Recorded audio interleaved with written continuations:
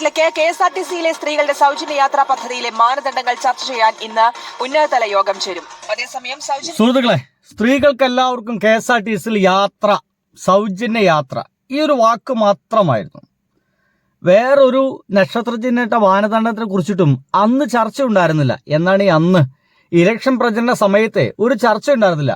നാളെ മുതൽ നിങ്ങൾക്ക് എല്ലാവർക്കും യാത്ര ചെയ്യാൻ പറ്റോ, വേളാങ്കണ്ണിയിലേക്കോ ഗുരുവായൂർക്കോ എവിടേക്ക് വേണമെങ്കിൽ നിങ്ങൾക്ക് പോവാം. രാവിലെ എഴുന്നേൽക്കുന്നു, കുളിക്കുന്നു, വസ്ത്രമൊക്കെ ഇട്ടിട്ട് KSRTCയിൽ പോയിരിക്കുന്നു, യാത്ര ചെയ്യുന്നു എന്നീ പറയുന്ന പ്രചാരങ്ങളായിരുന്നു VD Satheesan sir, Ramesh Chennithala sir, Ramesh ചെന്നിത്തലയിൽ ഉണ്ടാകുന്നില്ല, KC വേണുഗോപാൽ സർ, പിന്നെ നമ്മുടെ രമേശ്, അത്ര ആളുകളൊക്കെ ആയിരുന്നു ഈ പ്രചാരണങ്ങൾ അതിഗംഭീരമായിട്ട് കൊണ്ടുവന്നിരുന്നത്. ഒരു സംശയം വേണ്ട, അതിഗംഭീരമായി കൊണ്ടുവന്നു. എന്തായാലും അവർ വിജയിച്ചു. ഇപ്പോഴത്തെ KSRTCയിലെ യാത്രയെ കുറിച്ചിട്ട് ചില മാനദണ്ഡങ്ങളൊക്കെ വരുന്നു. എന്റെ പൊന്നു സുഹൃത്തുക്കളെ, എന്ന് വെച്ച് കഴിഞ്ഞാൽ എന്റെ പൊന്നു സ്ത്രീകളായിട്ടുള്ള സുഹൃത്തുക്കളെ, നിങ്ങൾക്ക് യാത്ര ചെയ്യാമെന്ന് നിങ്ങൾക്ക് വല്ല മോഹം ഉണ്ടെങ്കിൽ ആ മോഹം ഇപ്പൊ തന്നെ ആ വാട്സപ്പ് ഗ്രൂപ്പിൽ തന്നെ അടച്ചിട്ടോളി. മിക്കവാറും ഇത് വലിയ പണിയാവാൻ സാധ്യതയുണ്ട്. ഒന്ന് കേട്ടോക്കാം. യാത്രയിൽ ആശങ്ക അറിയിക്കാൻ സ്വകാര്യ ബസ് ഉടമകൾ ഇന്ന് മുഖ്യമന്ത്രി VD സതീശനെ കാണും. മന്ത്രിസഭാ യോഗത്തിന് ശേഷമായിരിക്കും ഈ കൂടിക്കാഴ്ച. KSRTCയിലെ സൗജന്യ യാത്ര സ്വകാര്യ ബസ് മേഖലയ്ക്ക് പ്രതിസന്ധിയാകുമെന്നാണ് ബസ് ഉടമകളുടെ ആശങ്ക. റാംഷാ CP ഉണ്ട്. റാംഷാ, അപ്പോൾ അറിയേണ്ടത് എങ്ങനെയാണ് ഇതിനൊരു മാനദണ്ഡം? എന്തായാലും ഇവ മാനദണ്ഡങ്ങൾ എന്തൊക്കെയെന്നുള്ളതാണ്.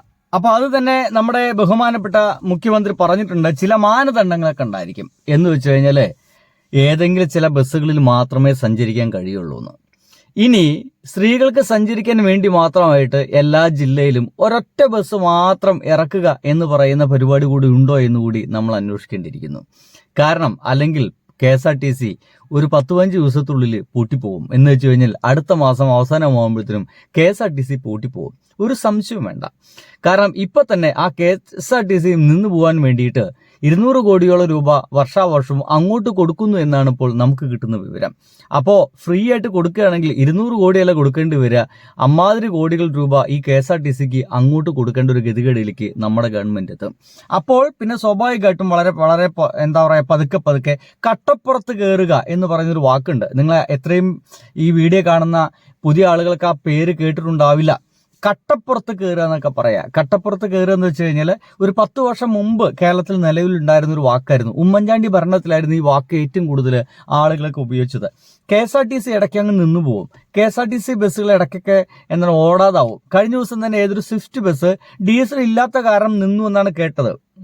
ഒന്നും പറയുന്നില്ല. എന്തൊക്കെയായാലും അതേപോലെ നിന്ന് പോവുക, ബസ് നിന്ന് പോവുക, വർക്കൊന്നും നടക്കാതിരിക്കുക, അതിന് പറയുന്ന പേരാണ് കട്ടപ്പുറത്ത് കയറുക. ആ വാക്ക് വീണ്ടും വരാനുള്ള സാധ്യതയിലേക്കാണ് ഇപ്പോൾ പോയിക്കൊണ്ടിരിക്കുന്നത്. എന്തായാലും ബസ് ഉടമകളൊക്കെ കരച്ചിലാണ്. ബസ് ഉടമകൾ പറയുന്നത് ഇങ്ങനെ ആയിക്കഴിഞ്ഞാൽ ഞങ്ങൾക്ക് ബസ് ഓടിക്കാൻ കഴിയില്ല, കാര്യങ്ങളൊക്കെ കുളമാവും എന്ന് പറയുന്നുണ്ട്. അതിനിടയ്ക്ക് നമ്മുടെ മണിയാസിനോട് ചോദിച്ചു, എന്താ മണിയാശ KSRTC ബസ് ഓടുമോ? അപ്പൊ മണിയാശൻ പറഞ്ഞത് ഇങ്ങനെയാണ്, KSRTC ബസ്സിൽ സൗജന്യ യാത്ര അടുത്ത മാസം 15 പിന്നെ അതൊക്കെ ഇപ്പൊ കാണാം. എന്നിട്ട് പിന്നെ കഴിഞ്ഞ വീട്ടിൽ നിന്ന് കൊണ്ടുവന്ന് KSRTC നടത്താം. ഞാൻ അധികം അങ്ങോട്ട് പറയുന്നില്ല. അദ്ദേഹം തന്നെ പറയുന്നത് സതീശന്റെ വീട്ടിൽ നിന്ന് കൊണ്ടുവരുമോ KSRTC നടത്താൻ വേണ്ടിയിട്ടാണ്.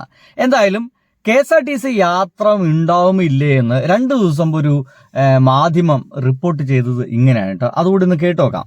സാമ്പത്തിക പ്രതിസന്ധിയിൽ തുടരുന്ന KSRTCയിൽ സ്ത്രീകൾക്ക് സൗജന്യ യാത്ര എന്ന പ്രഖ്യാപനം എങ്ങനെ നടപ്പിലാക്കുമെന്നാണ് ആകാംക്ഷ. നിശ്ചിത റൂട്ടുകളിലും ദൂരപരിധിയിലും മാത്രമായിരിക്കും സൗജന്യ യാത്ര എന്നാണ് സൂചന. KSRTC ജെൻഡർ ടിക്കറ്റിംഗ് വഴി വിവരങ്ങൾ ശേഖരിച്ചു തുടങ്ങിയെങ്കിലും സാമ്പത്തികമായി ഉണ്ടാകുന്ന പ്രത്യാഘാതങ്ങൾ മനസ്സിലായോ? വ്യക്തത. നിശ്ചിത റൂട്ടുകളില്, മുൻകൂട്ടി നിശ്ചയിച്ച ചില റൂട്ടുകളിൽ മാത്രമായിരിക്കും ഈ ഒരു സൗജന്യ യാത്ര ഉണ്ടാവുക. KSRTCയെ തുരങ്കം വയ്ക്കുന്ന രീതിയിലേക്ക് എന്തു വന്നാലും VD സതീശൻ സാറ് ഇറങ്ങില്ല എന്നുള്ള കാര്യത്തിൽ സംശയമില്ല. ബഹുമാനപ്പെട്ട VD സതീശൻ അത്തരത്തിലുള്ള പ്രവർത്തികൾ ചെയ്യില്ല. അങ്ങനെ ചെയ്തു കഴിഞ്ഞാൽ ഒരു 1-2 മാസത്തുള്ളിൽ KSRTC പൂട്ടിപ്പോവുകയും ശക്തമായിട്ടുള്ള സമരങ്ങൾ ഇവിടെ ഉണ്ടാവുകയും ചെയ്യും. കാരണം ഇപ്പൊ തന്നെ പിണറായി വിജയൻ പറഞ്ഞിട്ടുണ്ട്, ക്രിയാത്മകമായിട്ടുള്ള ഒരു പ്രതിപക്ഷമായിരിക്കും ഉണ്ടായിരിക്കുക. നിങ്ങൾ തുടങ്ങുന്ന എല്ലാ പ്രവർത്തികളും എതിർക്കുക എന്നതല്ല, അതിനെ സപ്പോർട്ട് ചെയ്യുക. എന്നാൽ ഇവിടെ ഇതുവരെ LDF ഗവൺമെന്റ് കൊണ്ടുവന്ന എന്തൊക്കെ പദ്ധതികളാണോ അതൊന്നും നിർത്താനും സമ്മതിക്കില്ല. അതിനേക്കാൾ ഭംഗിയായിട്ട് തുറന്നു കൊണ്ടുപോവുകയാണ് ഇപ്പോഴത്തെ ഗവൺമെന്റ് ചെയ്യേണ്ടത് എന്നാണ് ഇപ്പോൾ പ്രതിപക്ഷ നേതാവായിട്ടുള്ള പിണറായി വിജയൻ പറയുന്നത്. ഇനി അതെങ്ങാനും നടപ്പിൽ വരുത്താതിരിക്കുകയും ഇതുവരെ കൊണ്ടുവന്ന എല്ലാ പ്രവർത്തനങ്ങളും നടപ്പിൽ വരുത്താതിരിക്കുകയും ഒപ്പം തന്നെ ഏതെങ്കിലും തരത്തിൽ കേരളത്തിലെ പുറകോട്ടടിക്കുന്ന എന്തെങ്കിലും പ്രവർത്തനങ്ങൾ ബഹുമാനപ്പെട്ട ഇപ്പോഴത്തെ മുഖ്യമന്ത്രിയിൽ നിന്ന് ഉണ്ടാവുകയും ചെയ്തു കഴിഞ്ഞാൽ ശക്തമായിട്ട് LDF തിരിച്ചടിക്കുമെന്ന് പറയുന്നത് ഈ പ്രതിപക്ഷത്തിരിക്കുന്ന LDFനാണ് ഏറ്റവും സൂക്ഷിക്കേണ്ടതെന്നൊക്കെ പറയും. പ്രതിപക്ഷത്തിരിക്കുന്ന CPM അപകടകാരികളെന്നൊക്കെ പറയും. അവർ ശക്തമായിട്ട് തന്നെ ഇറങ്ങും. ഈ UDF ഒക്കെ നടത്തുന്ന സമരങ്ങളെ പോലെ ഒന്നും ആവില്ല. ഇതിനു മുമ്പിൽ പിടിച്ചു നിൽക്കാൻ ചിലപ്പോൾ UDF ഗവൺമെന്റ് കഴിയാതെ വരുമെന്നുള്ളതാണ്. എന്തായാലും പിണറായി വിജയൻ അങ്ങനത്തെ ഒരു താക്കീത് പറഞ്ഞിട്ടുണ്ട്. മുട്ടിടിച്ചുകൊണ്ട് മാത്രമാണ്, ഒരല്പം ഭയപ്പാടോടുകൂടി മാത്രമാണ് ഈ ഗവൺമെന്റിനെ മുന്നോട്ട് കൊണ്ടുപോകാൻ സാധിക്കുകയുള്ളൂ എന്ന് ബഹുമാനപ്പെട്ട ഇപ്പോഴത്തെ മുഖ്യമന്ത്രിക്കും അറിയാമെന്നാണ് തോന്നിപ്പോകുന്നത്. UDF മുന്നോട്ട് വെച്ച ഇന്ദിരാ ഗ്യാരണ്ടിയിൽ ജനങ്ങളുമായി ചേർന്ന് നിൽക്കുന്ന വളരെ സുപ്രധാനപ്പെട്ട ഒരു പ്രഖ്യാപനമായിരുന്നു KSRTC ബസ്സുകൾക്ക് സ്ത്രീകൾക്ക് സൗജന്യ ടിക്കറ്റ് നൽകുമെന്നത്. അതുമായി ബന്ധപ്പെട്ട പ്രഖ്യാപനം കഴിഞ്ഞ ദിവസം മുഖ്യമന്ത്രി നടത്തുകയും ചെയ്തു. ഇനി അടുത്ത മാസം 15 മുതൽ ഈ സൗജന്യ ടിക്കറ്റ് നൽകുകയും വേണം. അപ്പോൾ എങ്ങനെയായിരിക്കും ഈ ഒരു പദ്ധതി നടപ്പിലാക്കുക എന്നൊരു ചോദ്യം ഇപ്പോഴും നിലനിൽക്കുന്നുണ്ട്. കാരണം ആ ചോദ്യം നിലനിൽക്കുന്നതിനൊപ്പം തന്നെ ഇപ്പോൾ നമുക്ക് കാണാൻ കഴിയുന്നത് UDFനോടുള്ള അപാരമായിട്ടുള്ള സ്നേഹം കൊണ്ട് അവർ വോട്ട് ചെയ്ത് വിജയിപ്പിച്ച പാവം തൊഴിലാളികള് അവർ പറയുന്ന ചില വാക്കുകളൊക്കെ ഉണ്ട്. നമുക്ക് സങ്കടമായി പോകും. ഒന്ന് കേട്ടോക്കി. സ്ത്രീകൾ കയറിയില്ലെങ്കിൽ ഈ വ്യവസായം പൂട്ടി പോകേണ്ടി വരും. പക്ഷെ ഇത് ഒറ്റയടിക്ക് സ്ത്രീകൾക്ക് സൗജന്യ യാത്ര എന്ന് പറയുമ്പോൾ പ്രൈവറ്റ് പ്രസ്ഥാനം സ്തംഭിച്ചു പോകും. പ്രസ്ഥാനം പൂട്ടിക്കെട്ടേണ്ട ഒരു അവസ്ഥയിലേക്കാണ് പോയിക്കൊണ്ടിരിക്കുന്നത്. ഇതെങ്ങനെയൊക്കെ ആവും ദൈവം തമ്പുരാൻ അറിയത്തുള്ളൂ. നമ്മുടെ കേരളത്തിലെ സ്ത്രീകൾക്ക് എന്തായാലും എങ്ങനെയൊക്കെ ആവുമെന്ന് ദൈവം തമ്പുരാൻ അറിയാന്ന്. ദൈവം തമ്പുരാൻ അറിയണ്ട.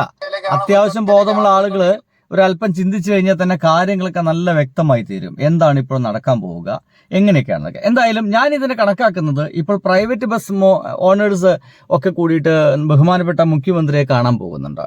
ഇത് നാടകത്തിന്റെ 2ാം രംഗം മാത്രമായിട്ട് നിങ്ങൾ ഇതിനെടുത്താൽ മതി. എന്തുകൊണ്ടാണ് ഇത് 2ാം രംഗം എന്ന് പറയുന്നത്? 1ാം രംഗം എന്ന് പറയുന്നത് KSRTCയിൽ ഫ്രീ ആയിട്ട് സ്ത്രീകൾക്ക് യാത്ര ചെയ്യുന്നു എന്ന് പൊതുജനങ്ങളെ ബോധ്യപ്പെടുത്തുകയും അതിന്റെ ഭാഗമായിട്ട് വോട്ട് വാങ്ങിച്ച് അധികാരത്തിൽ കയറുകയും ചെയ്യുകയാണ്. 2ാം രംഗം എന്ന് പറയുന്നത് ഈ KSRTC ഇങ്ങനെ ഫ്രീ ആയിട്ട് ഓടുന്നത് ഞങ്ങൾക്ക് വലിയ അപകടമാണ്, ഞങ്ങളുടെ ജോലിയൊക്കെ മുട്ടിപ്പോവും, ഞങ്ങൾ ബസ്സൊക്കെ നിർത്തിയിട്ട് വേറെ പണിക്കും പോകേണ്ടി വരുന്ന മുതലാളിമാരുടെ കരച്ചിലാണ്. 3ാം രംഗം എന്ന് പറയുന്നത് മാനദണ്ഡങ്ങൾ നിശ്ചയിക്കലാണ്.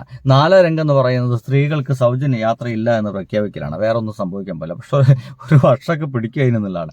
കേട്ടോ, നമ്മുടെ കേരളത്തിലെ സ്ത്രീകൾക്ക് ജൂൺ 15 മുതൽ KSRTC ബസ്സിൽ ഫ്രീ യാത്ര പ്രഖ്യാപിച്ചിട്ടുണ്ട് പുതിയ മന്ത്രിസഭ.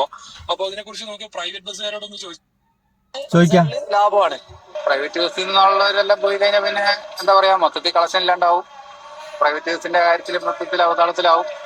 കൂടുതലും സ്ത്രീകളാണ് കയറുന്നത്. ആണുങ്ങന്മാർ ഇപ്പൊ ചെക്കന്മാരായിക്കോട്ടെ വലിയ ആൾക്കാരായിക്കോട്ടെ എല്ലാവരും ബൈക്ക്, സ്കൂട്ടി അങ്ങനെയൊക്കെയാണ് പോകുന്നത്. അധികം ആൾക്കാരും കയറുന്നത് സ്ത്രീകളാണ്. പ്രൈവറ്റ് വണ്ടിയിൽ അധികം കയറില്ല. ഇപ്പൊ KSRTC ഇപ്പൊ വളരെ കൃത്യമായിട്ട് പറഞ്ഞു അല്ലേ. ആണുങ്ങൾ എന്ന് പറഞ്ഞാൽ അവർക്ക് ബൈക്ക് ഉണ്ടായിരിക്കും, സ്കൂട്ടി ഉണ്ടായിരിക്കും, അല്ലെങ്കിൽ സുഹൃത്തുക്കളുടെയെങ്കിലും പുറകിൽ നിന്നിട്ട് എങ്ങനെയൊക്കെ യാത്ര ചെയ്ത് പോകും, അല്ലെങ്കിൽ കാറുണ്ടായിരിക്കും. പക്ഷെ സ്ത്രീകൾ പലപ്പോഴും ഇത്തരം വാഹനങ്ങളെ ഉപയോഗിക്കുന്നത് വളരെ കുറവാണ്. കേരള സാഹചര്യത്തിൽ വളരെ കുറവാണ്. അവർ വളരെ ഈസി ആയിട്ട് അവർക്ക് ബസ്സാണ് അവർക്ക് ഏറ്റവും കൂടുതൽ ഈസി ആയിട്ട് അവർ ഉപയോഗിക്കാറുള്ളത്, അല്ലെങ്കിൽ ഓട്ടോറിക്ഷ എന്നൊക്കെ. അപ്പോൾ ഏറ്റവും കൂടുതൽ സ്ത്രീകളാണ്. ഈ സ്ത്രീകളെ മുഴുവൻ അട്രാക്ട് ചെയ്തിട്ടാണ് ഇപ്പോൾ ഈ ഒരു വോട്ടൊക്കെ വാങ്ങിച്ചത്. സ്വാഭാവികമായിട്ടും ഫ്രീ കൊടുത്തു കഴിഞ്ഞാൽ എല്ലാവരും കൂടി KSRTCയിൽ ഉണ്ടാവും. തിങ്ങി നിറഞ്ഞ് പോകേണ്ടി വരും. ആനവണ്ടിയൊക്കെ ഇങ്ങനെ തിങ്ങി നിറഞ്ഞ് പോകുന്ന കാഴ്ച നമ്മൾ കാണേണ്ടി വരും. ആ തിങ്ങി നിറഞ്ഞ കാഴ്ച മാത്രമേ ഉണ്ടാവുള്ളൂ. അതൊന്നും പണമായിട്ട് KSRTCക്ക് കിട്ടില്ല എന്നുള്ളതാണ്. സ്ത്രീകൾക്കുള്ള ഇത് ഓർക്കുവാണെങ്കിൽ തന്നെ ഈ ബസ് പ്രസ്ഥാനം നിന്ന് പോന്നെ ഫ്രീ കൊടുക്കുന്നതാണ് ഇന്ദിരാ ഗ്യാരണ്ടിയായിട്ട് പറഞ്ഞിരിക്കുന്നത്. എത്രത്തോളം വിജയിക്കുമെന്നുള്ളതിനെ കുറിച്ച് നമുക്ക് പറയാൻ കഴിയില്ല. ഇപ്പോൾ സ്ത്രീകളുടെ യാത്ര സൗജന്യമായി കഴിയുമ്പോൾ പുരുഷന്മാർ മാത്രമേ യാത്ര ചെയ്യാനായിട്ട് സഹകരിക്കുകയുള്ളൂ. എല്ലാവരും ഒരൊറ്റ വിഷയം മാത്രമാണ് പറയുന്നത്. പുരുഷന്മാർ മാത്രമാണ് യാത്രയുള്ളൂ. ആ പുരുഷന്മാർ തന്നെ ഒരു പക്ഷേ KSRTCയിൽ യാത്ര ചെയ്തെന്ന് വരില്ല. സ്വാഭാവികമായിട്ടും ഈ ഒരു ബസ് പ്രസ്ഥാനം പൂട്ടേണ്ടി വരും. ഇത് വളരെ ഈസി ആയിട്ട് എല്ലാവർക്കും ചിന്തിക്കാൻ കഴിയുന്നതാണ്. ഈ പറയുന്ന ബസ് തൊഴിലാളികൾക്കൊക്കെ എന്ന് ചിന്തിക്കാൻ കഴിയുന്ന കാര്യമായിരുന്നു. പക്ഷെ ഇവരാരും ഈ ഒരു സംഗതി പ്രഖ്യാപിച്ച സമയത്ത്, ഇലക്ഷൻ്റെ തൊട്ടു മുമ്പ് ആ ഇലക്ഷൻ ബജറ്റ് നടക്കുന്ന സമയത്ത് ഇവരാരും സമരം ചെയ്തില്ല അല്ലേ. ഇവരാരും സമരം ചെയ്തില്ല. അന്ന് ഇവരൊക്കെ വായിൽ ഉണ്ട ഒഴുങ്ങി കിടക്കായിരുന്നു അല്ലേ. അത് പഴംപൊരിയോ തിന്ന പഴംപൊരി എങ്ങനെ ചങ്കിൽ കുടുങ്ങിയോ വായ തുറക്കാതിരിക്കാൻ? ഈ പ്രൈവറ്റ് മുതലാളിമാരൊക്കെ വായിലൊക്കെ വേറെ എന്തെങ്കിലുമൊക്കെയായിരുന്നോ? അല്ല, കാര്യമായിട്ട് ചോദിക്കുകയാണ്, സീരിയസ് ആയിട്ട് ചോദിക്കുകയാണ്.